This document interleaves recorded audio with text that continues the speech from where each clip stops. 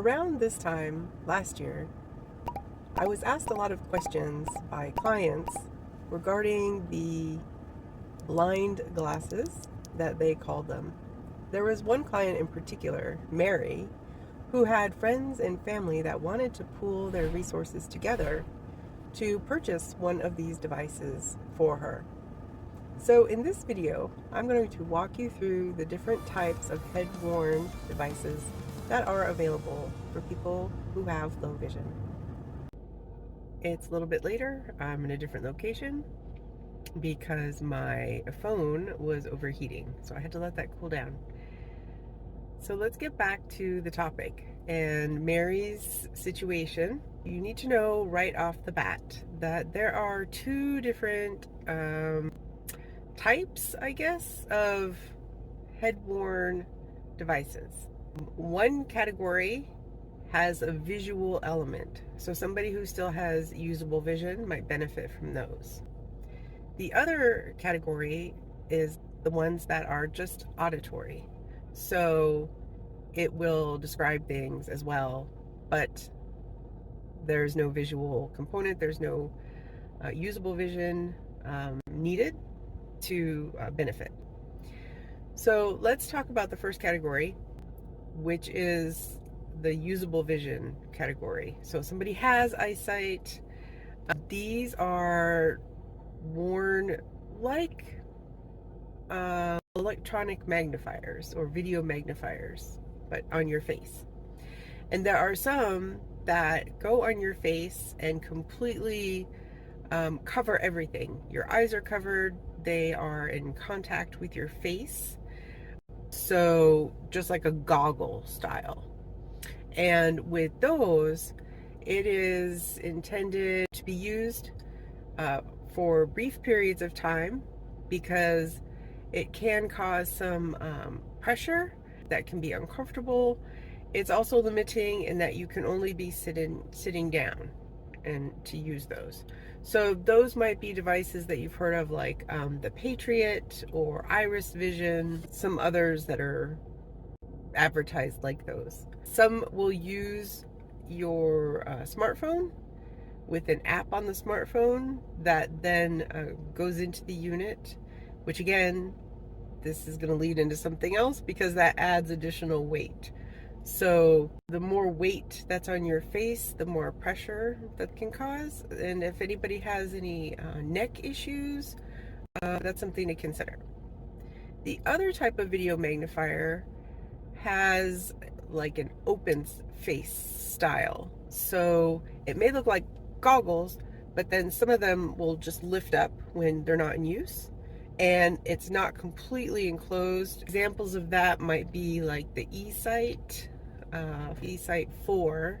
And I'll have links to these down below so you can go look up more information about them and do some comparing or find others that might be similar to what you're interested in.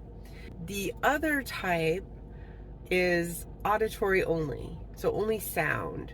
And instead of magnification plus sound, which is what the other ones do that I was speaking about.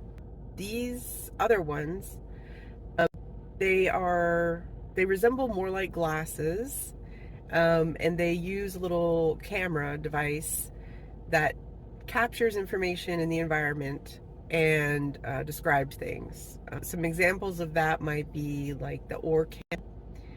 There is also the Envision Glasses.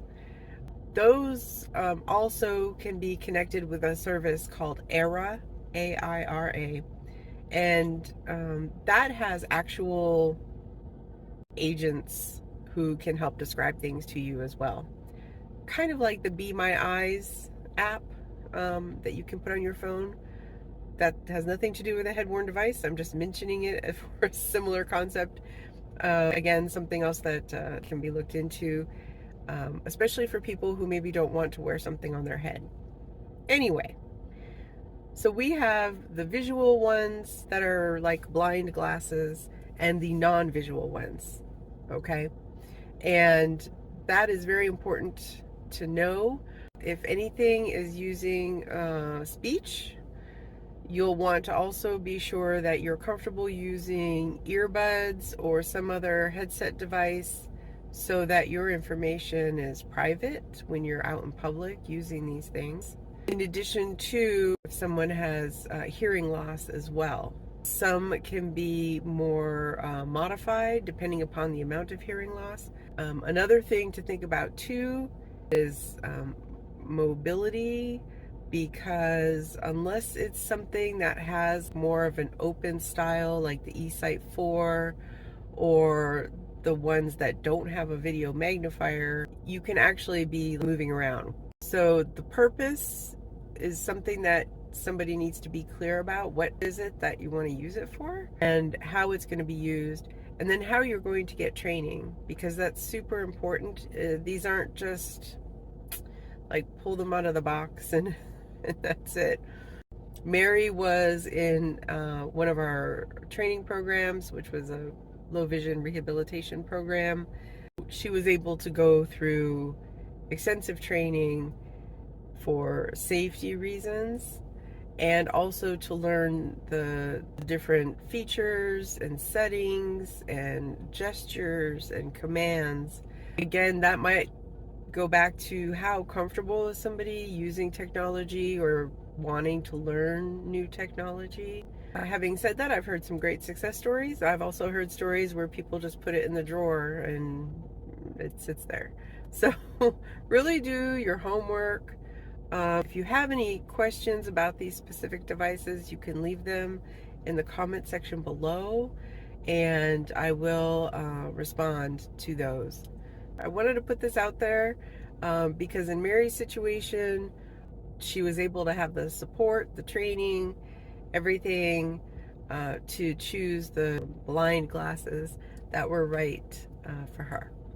So until next time, remember, less sight does not equal less life. Bye.